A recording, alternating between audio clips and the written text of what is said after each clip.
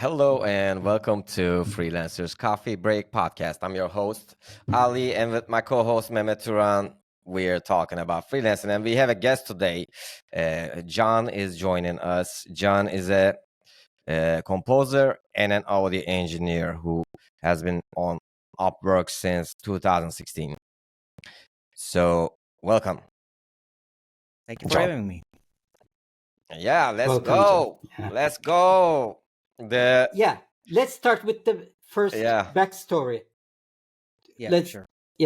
So what were you doing even before freelancing? Even before freelancing, I could say I was at school because I started very early on, especially with the Upwork. It was 2016 probably when I first started.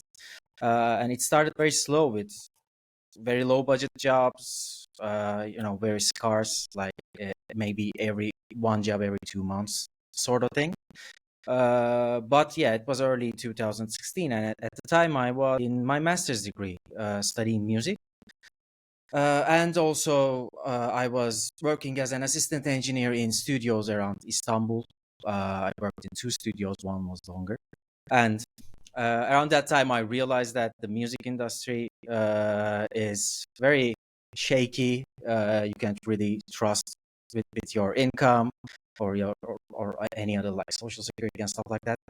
So I was looking for some way to earn some money, some alternative ways to earn money, and that's when I realized Upwork can be a good route for me because I wasn't the most social guy to go out and like meet with producers and everything and try to find jobs in from that channel. You basically submit your portfolio, and if the client digs it, you get the job. So that's around then I started working on Upwork. Great. What did you study, by the way? I studied, my educational background is a little bit weird. In my graduate degree, I studied electronics engineering, but I was a musician from a very young age. Like I started playing an instrument when I was 8, and ever since I haven't stopped like learning instrument. And when I grew a little bit older, I started playing in bands and stuff like that. But my graduate degree was engineering, electronics engineering, but while I was studying there, I realized that I don't want to do this as a living. I thought that I would be miserable if I was an engineer. So I started looking for alternatives to shift my career towards more music-oriented field. And that's when I realized there's a master's program for almost people like me who haven't studied music in their graduate degree but want to make that transition. So I applied for that program. I prepared for a year, and then I applied and I got accepted. And at my master's degree, that way I studied music with a focus on sound engineering, actually. Sounds great. Like, it is obvious that you're a genius, like in terms No. of like technicality and how you are, like how much you are into it. But like Upwork is a good choice to make in 2016. That's like rare too, right? How did you come up with that Yeah, like at the idea time of freelancing? I didn't realize that it was rare. Like I thought, I'm not sure how many people in Turkey were doing it, but I thought that there is already a lot of competition there in terms of the audio production field. So I remember I was thinking, okay, how do I really showcase what I can do without having all that experience with some other guys or gals are having. But later on, like years later, I started understanding that 2016 was an early enter. But as I said, I can't really take credit for it. Like it was all chance because my deal was I was working 9 to 6 jobs, and my 9 to 6 jobs were not exactly the things that I enjoyed doing. So, for example, for 3 years I worked in a broadcast media company, and then for 3-4 years I worked in an audiobook streaming company, and those were all like audio related fields, and I was enjoying them, and I was able to do them well with the education and experience that I have in my educational background. But my passion in my art was composing music, especially for video games and films and stuff like that. So I had to find a way to find jobs that I can do that and still earn some money. So Upwork allowed me to go into that route. So it's a little bit. There are not so many jobs, but they occasionally come. The soundtracks and the game sounds and so forth. So that's like what you're chasing now. You're trying to get like sound design jobs and composing jobs mostly. I am. Well, when I first started, I did everything. Like I did podcast editing, I did audio production jobs. I remember I was editing for a like calmness meditation app and stuff like that, because early on I was trying to get some recognition and get those like 5 stars. In time, my music portfolio built up, and that was what I wanted to do eventually. So after some time, you don't really apply for. I mean, you start a little bit more generalist, and then in time you start to become a specialist in some specific fields, because that's so. What is your special about? And also in terms of musical style, do you have a style now after so many years? When people hear, they say this is more like a rock sound, new age sound. What kind of a sound? Question. Well, I compose a lot of orchestral, like cinematic orchestral, and it's the word like, orchestral doesn't really describe it, because most of this cinematic orchestral music is now a lot of electronic digital sounds, like beats and hits and impacts and stuff like that. But it's merged with the orchestra sound as well, with the strings and more like Gladiator kind of music, I suppose. Yeah, and also Hans Zimmer and everybody. Hans Zimmer. Yeah, and you know, if a client wants that type of sound, I am able to deliver that. I'm also coming from rock background. My original instrument is the electric guitar, so anything related to rock, pop, I can do that as well. So in terms of the music composition side, it's a little bit eclectic what I'm doing. So when you have the freedom, so when you get a job, from where I'm looking at it, you're like trying to work on the stuff that you're passionate about, not just something around audio, but like specifically music or sound design, especially composing most of the time. So how is it? What you create? Or maybe the question is like, for example, when you get some job and they have like certain requests that you have to deliver, and they do not give you this full freedom, but you have to like be in this kind of like instructions, whatever. And so how does it feel? Like, does it feel fun or does it feel like a job still when it gets there? Well, both. Sometimes more like a job, sometimes more fun. Sometimes starts very fun, and then you get tons of revision requests and it starts to feel like a job. Like it all depends, but yeah, it's as you said, like some clients give you more freedom, and look, every creative person likes those types of clients, but too much freedom can be disrupting as well. And sometimes some clients, they want to use you as a tool, like they want to achieve a specific goal and they don't know how to compose music, but they have a very set up mind about something. And with those types of clients, it starts to become more like a you almost feel like an operator, like they are operating you in terms of and the creation of music. They're using you literally, right? I like somewhere in between. Like I like to have a little bit of direction and an idea of what should I do. But for example, recently I had a client, a mobile game company, who wanted main menu music for their game. And it's like a vacation-y, holiday, tropical vibe game. So, the instrumentation and the orchestration is the usual suspects. You have your steel drums, marimbas, like steel guitars, that sort of thing. And I was so psyched about it because that's something I haven't done for a while. So I was able to record that SpongeBob guitars, that slapback delay guitars, which I set up all my amps, microphones. I recorded a nice lead guitar melody and accompanied it with marimbas and everything. And I submitted the work, and 2 days later she said, I don't want guitars on this. And eventually I realized that on their part it sounds like, as a musician, you feel like, so okay, this is very cool, I'm like miking it and everything, but on their part it sounds very sharp, and they feel like it will Should be disrupt more the attention of the background player. Yeah, music exactly. rather than some guitar popping, because it's gonna be probably on a loop too. So Well, I thought about that. I thought that's maybe I was. something to argue. Like Yeah. you could argue, on both sides of that. Like you could have the guitar on the Yeah. main menu, I think. Yeah, So, eventually you need to make some compromises, and the compromise I make was just letting the guitar go and changing with another instrument. You record them all in different tracks, so when something like that comes up, you just delete that track and add a new track.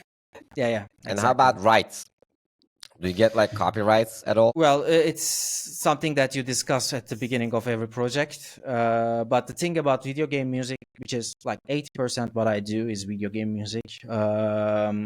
You most of the time give 100% of the rights to the client, especially in a platform like Upwork. Like when you go a tier above Upwork and you start to work with more like AA, AAA video game companies, the deal changes a little bit, not almost, like 100% of the rights.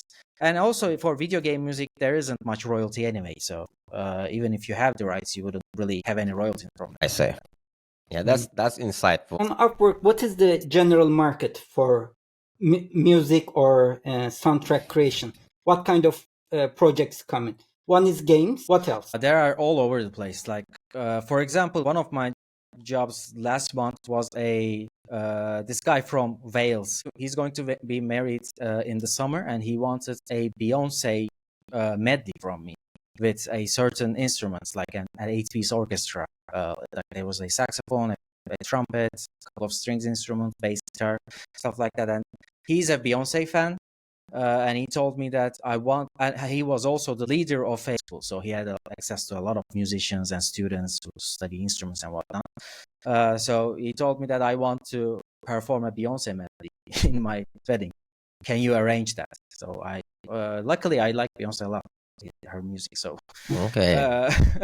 So I was able to do that. So for example, this was a one-time thing, but those sort of things happen as well. As I said, it's all over the place, but mostly video game, and the video games vary in themselves as well. Like I do a lot of like casino slot game type of music. I do a lot of mobile game, and every once in a while I get assigned for a bigger job, like a. Do you work like hourly, or do you work on a fixed price basis? What's your preference? So if it's a one-time job or it's a milestone thing, I worked on a fixed price. So for example, if they're going to like compose me 2 pieces and like give me 30 maybe sound effects, then it would be a fixed price. But I have some clients that I work on a regular basis, and with them I'm almost like a part of the team, like a contractor part of the team. So whenever they like add a new level to their games or new features, they send me the videos and information, and I start the clock and I work on it. Oh, I see. What's the ratio, more or less? Ratio between the I would say the fixed seems more, but the hourly jobs, as I said, are my regular clients, so they are always there. So they are like, I know I can trust in them every 2 months. So but maybe 60% fixed, 40%. Do you get any direct clients outside of Upwork? No, I didn't actually.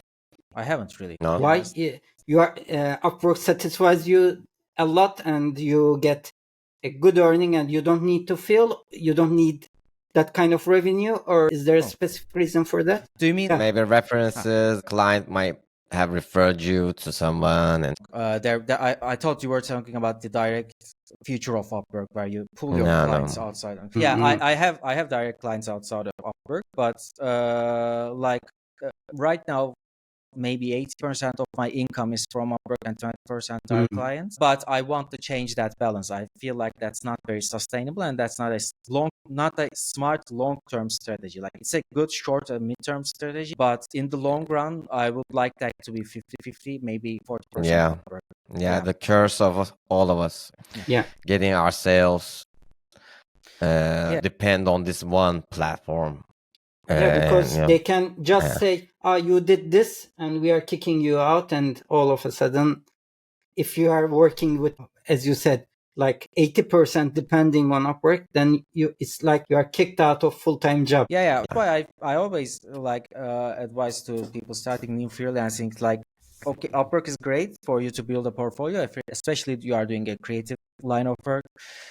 But at the same time, like try to build yourself a brand outside of Upwork. Maybe it can be a business that you are doing, it can be a YouTube project, whatever, but try to do something else. For me, it was not possible because for so long I had 9 to 6 jobs and Upwork was my side gig. But recently I'm trying to change that. So How did you decide from full-time job to freelance?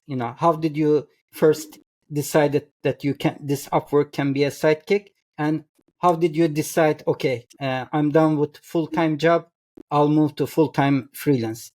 How did you make those decisions? So the reason that Upwork was a sidekick to begin with was, as I said, I was working in 96 just that I was not fully satisfied with that, and all I wanted to music. So Upwork was giving me opportunity to do that, and also still getting paid by it. So I think that's very valuable. Like you can have a 9 to 6 job, and you can do music on your own turn at your home, at your studio, and release it as you will, but not getting paid by it. I think that's again not a sustainable. Like if you are very lucky and you don't have any financial concerns, that's good. But for me, I had to earn money doing music, so Upwork allowed me to do that. And it went like that for almost 8 years. No, like Wow. 7 years. Yeah, 6, 7 years. But eventually, what happened is, well, you are well aware of the economic situation in Turkey. That's one of the reasons. The average salaries in Turkish lira became very, very low in time, and also I become more and more prominent freelancer on Upwork, and I realized that I was avoiding some jobs, not like sending proposals all the time for jobs that I can do, because my concern was that I was not able to manage that the 9 to 6. Like it kind of became natural after a while that okay, it's more smart to just really focus on Upwork. But I'm naturally a little bit like reserved person, so my wife actually pushed me to do that, and she said, "What can happen worse? You can just if it doesn't work out, you can go back to 9 to 6." Good. Okay. Mhm. That's interesting. Yeah. Usually, Knock on wood, wives man. restrict. You're lucky, Yeah, man. Huh? yeah. I am. Nice, nice. Yeah, Mehmet, go ahead. I'm sorry to interrupt. Yeah. What were you saying? And I would ask now, full-time freelance. Do you ever feel regret for moving to full-time freelancing? Well, the thing is, my full-time freelancing venture also like coincided with another venture that I'm trying to do, which is establishing a company in Germany. So yeah, they both happened at the same time. So I'm grateful that freelancing gives me opportunity to focus on that. So if I was doing 96, I wouldn't be able to like go to Germany 4 or 5 times a year and do all the things that I need to do all the paperwork that I need to do. But because of the fact that they all coincided, I didn't really understand what freelancing is like if I don't have that extra thing that I'm trying to do. So I'm kind of in the transitional period of my life, trying to, as I said, build a long-term thing that can be more sustainable, hopefully, than Upwork. But what from the gist of it, what I feel like it's for me, it's better than 9 to 6, especially if you are in a creative line of work, and I feel like it's something worth chasing for. Absolutely. Is the Nice. company in Germany some music production company or? Where are you based, by the way? Are you in Germany? No, I'm in Istanbul, but the company I'm establishing is in Köln, Germany. But it's also new. It's just I established it like a couple of months ago. So you're like, what's your like plan? You're gonna move there, or you just want to form a company in Germany?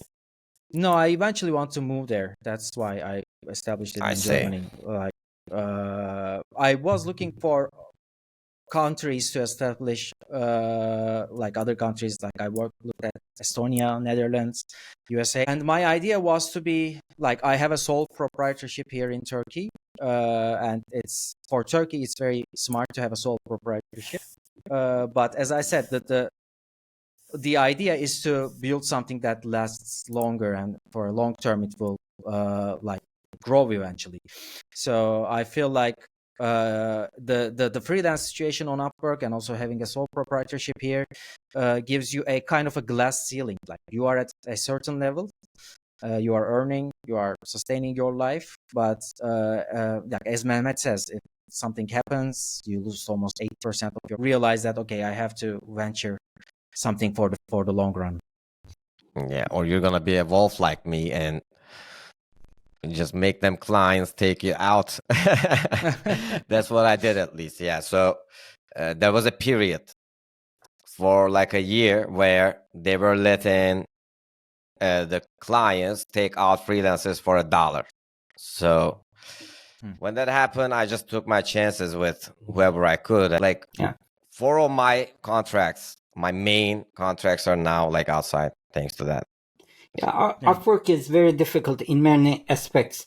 As I said, they can just lock you out for any reason. That's one thing. And the other thing is that even if you are happy with a client working long term, there is always the other freelancers there who may help them change their minds. They may just say, oh, this one is cheaper, or I like the work of this one. Let's try him out.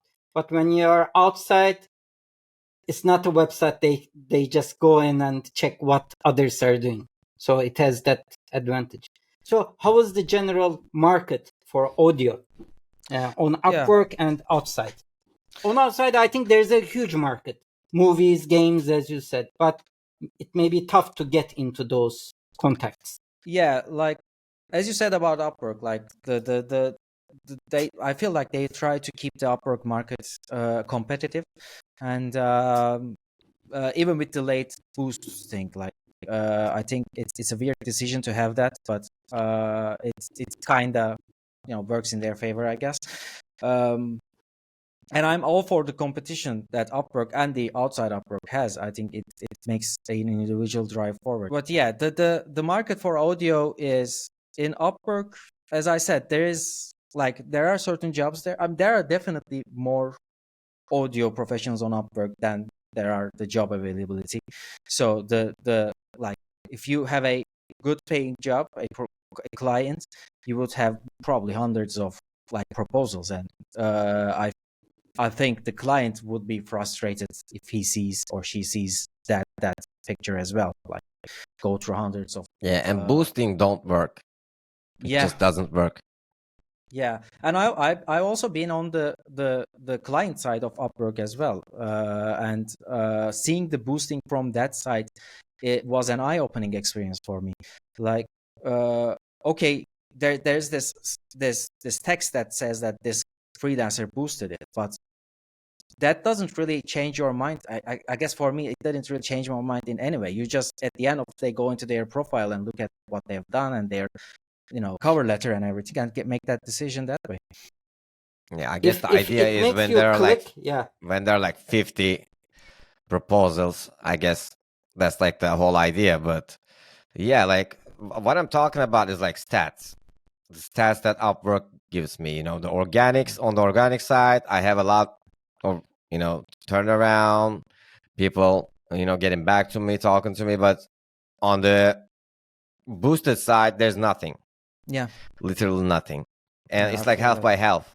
So the proposal ratio is half by half. So it's weird. Yeah. I feel the same way. And for the market, like as Mehmet said, there is a market for audio production in both Upwork, but surely more in the real world. I mean, there are a lot of video game companies like nowadays. Everybody is kind of producing a media, even if it's a digital media, social media, games, films, short films, whatever. Like everybody is doing something for audio production there, whether it would be music, sound design, whatever. But I think you need to, at least for me, I need to tap into that real connections and build a long-term relationship. So I think I'm at a stage in my life where Upwork kind of served its purpose, and I'm sure that it will be there, but I need to tap into the real connections a little bit more. Yeah, one thing you could do is you could ask your clients to refer you. Like I do that, and it works. It did help me on multiple cases, and it did help me take the next step.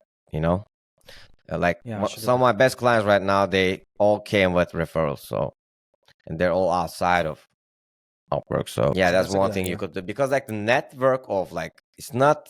That's what I come to realize in time. It's not important to know the network of producers and the people in that industry, but it's important to have that client base, this network of client base where who wants to buy your services. So yeah, I think it is very establishable, but I just don't know how I will do it in the real world. It's very difficult. If you are entering it later on, just like what I do as well, image editing, post-production, ad agencies, you don't know anyone there. I mean, outside of Upwork, direct clients are ad agencies or photographers, advertisement photographers. You don't know anyone there. So it's very difficult to go and introduce you. Even if you introduce yourself, they'll just go with the ones that they already know and have a friendship relationship. Maybe some representer, kind of an agency may do the work. Yeah. Maybe that's why it's a good idea to form a company in Germany, because that's what happens in Turkey. And yeah, man, good luck. It's good to know. What's the name? What's the name of the company? It's Clean Cadence Audio. Clean Cadence Audio. Nice. Yeah, I like it. I also formed an agency on Upwork to see how that works and all, but and how is that working so far? Well, I haven't really got any job from the agency side because I need to have my tax identification number from Germany, and that's currently on process. But after a couple of months, I will try to apply for jobs as an agency as well. But if you are like one person, I think that agency doesn't really mean anything. You have to have a team so that agency works. So I will look into that if I can do that. Why? On the side, we are competition. You and I are competition in a way. Yeah. Do you do any podcast editing, John? No, I used to do it back in the day, but when I was first starting, but no. Yeah, he would not really prefer to. He's not like a greedy. As you can see, he's passionate. He's not greedy, like me, who's just someone who's just trying to make the most money he can. He's more like calculated and, more strict on what he's doing. And, it's so cool. I really appreciate it. You joining us. But let's wrap it. Yeah. Right. John, for the ones who want to check your profile, do you have a website? Also, before that, Mehmet, is there anything you would like to add or that you would like to ask us? Oh, you. Well, thank you for having me. This is very fun. It's not something that I do on a regular basis, so it's nice to be appreciated every once in a while. I don't know. I haven't really talk about a question, but I really appreciate this podcast that you are doing. I think one thing's lacking in the especially in Turkey, the freelance industry is to have these sort of media productions and having a collaborative, collective spirit. So I appreciate what you're doing and keep going. Yeah, we appreciate you. Very insightful conversation, right, Mehmet? Thank you. Yeah. So where can our listeners listen your music, for example? I have a website. Yeah, I have a website. Everything is there. It's my name, John Erdogan, with an F before it, like FCAN. Okay. .com. Okay. They'll call you John, not Can. They'll call you John, literally John. Clients call me Can all the time. I'm used to it at this point. Oh, they do? Okay. They do. Okay, then. Yeah. All right.